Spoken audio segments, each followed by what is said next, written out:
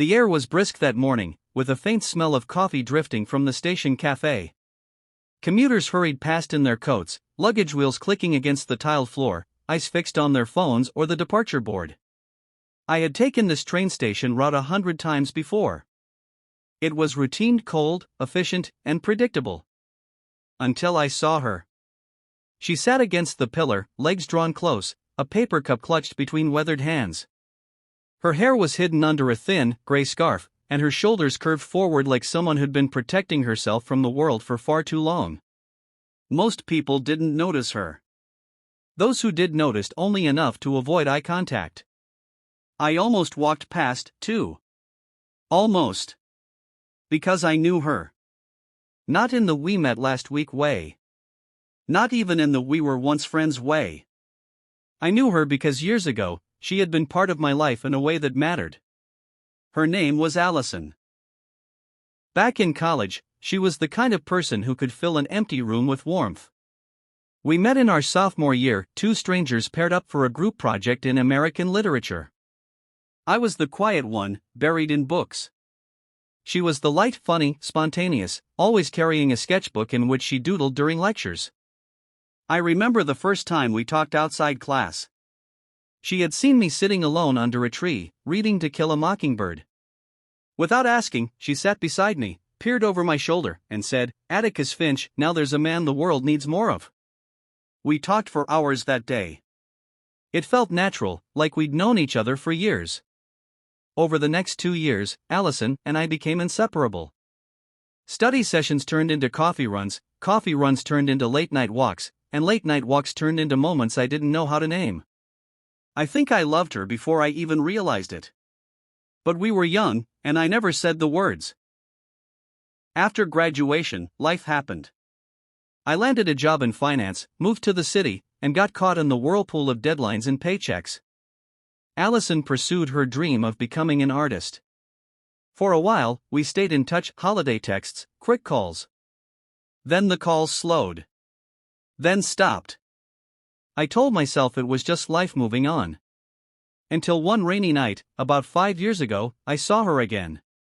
It was on a crowded street, the kind of evening when everyone was in a hurry to get home.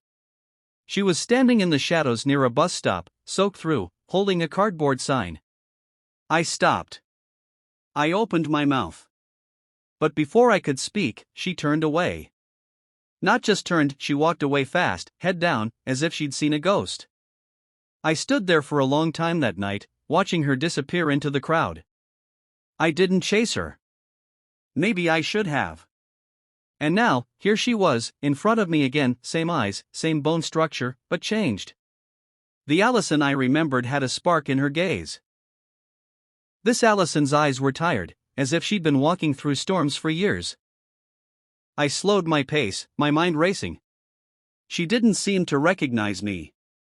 Or maybe she did and was pretending not to. I couldn't just pass her by. Not again. I stepped closer. Allison? Her head lifted slowly, and for a moment I saw confusion. Then recognition. Then something else, shame. She didn't say my name. She didn't have to. I saw it in her eyes. "It's been a long time," I said, my voice soft. She hesitated before answering. "Yeah. A long time." I glanced at the cup in her hands. It was empty. She must have noticed me looking because she gave a small, embarrassed smile. Rough week. I didn't want to pry, but questions burned in my mind. How had she ended up here? What happened to her art? Where were the friends she used to have? But I could tell from her hunched posture that this was not the moment for interrogation. Instead, I held out my hand. She blinked at it, clearly unsure. "What are you doing?" "Helping," I said simply. "If you'll let me." Her gaze dropped to the ground. People flowed past us, heels clicking, suitcases rolling, but in that moment, it was like the noise faded, leaving only the space between us. She didn't take my hand right away. In fact, she seemed ready to refuse. And then something shifted. Maybe it was the way I didn't pull my hand back. Maybe it was the fact that I was looking at her the same way I used to, before life wore us down. Slowly, tentatively, she reached up and placed her cold fingers in mine. I helped her to her feet. The first place we went was the cafe inside the station. I ordered her a sandwich and hot coffee. She ate slowly at first, as if her body had forgotten what it was like to be full. I didn't rush her. When she finally spoke, her voice was quiet. After graduation, things were okay for a while. I was selling paintings, picking up freelance work. But then my dad got sick. Medical bills piled up. I had to sell my apartment to pay for his care. After he passed, I didn't have enough to get another place. A couple of friends let me crash on their couches, but you know how it is, people move on. I couldn't find steady work. I tried shelters, but they were overcrowded. Her hands trembled slightly as she wrapped them around the coffee cup. I kept telling myself it was temporary. That I'd bounce back. But days turned into months. Then years. I listened without interrupting. Every word was heavy, and I felt a knot forming in my chest. And that night, she paused, looking at me. When you saw me on the street, I recognized you. I wanted to say something. But I was ashamed. I didn't want you to see me like that. So I walked away. I reached across the table and covered her hand with mine. You could have told me. I would have helped. I didn't want to be a burden. You were never a burden, Allison. For a long moment, we just sat there, letting the words sink in. My dreams do. His words resonated deeply. People cried, applauded, and many walked away transformed. Daniel became not only an advocate for himself but a beacon of hope for countless others. But the road was never free of obstacles. When Daniel was 16, the state proposed budget cuts that threatened to eliminate essential accessibility programs.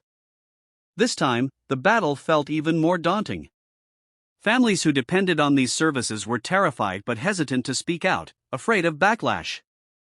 Emma knew silence would mean defeat. She once again rose to the challenge, organizing rallies, gathering signatures, and confronting lawmakers. Some officials dismissed her efforts, one even saying, "We can't spend money on every special case."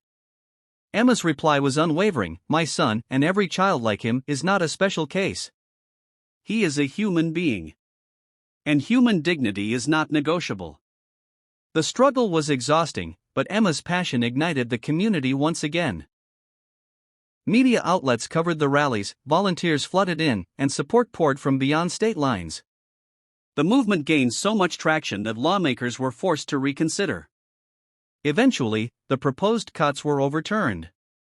When the news broke, Emma hugged Daniel tightly, tears of relief streaming down her face. It wasn't just a victory for them, it was a victory for every family who had ever felt invisible. Which leads to the moment captured in that driveway, the moment when Emma stood proudly beside her son, surrounded by neighbors who had once doubted but now fully supported them. The boy in the wheelchair was no longer seen as a limitation but as a symbol of resilience. The mother at his side was no longer viewed as just a parent, but as a warrior whose fight had transformed an entire community.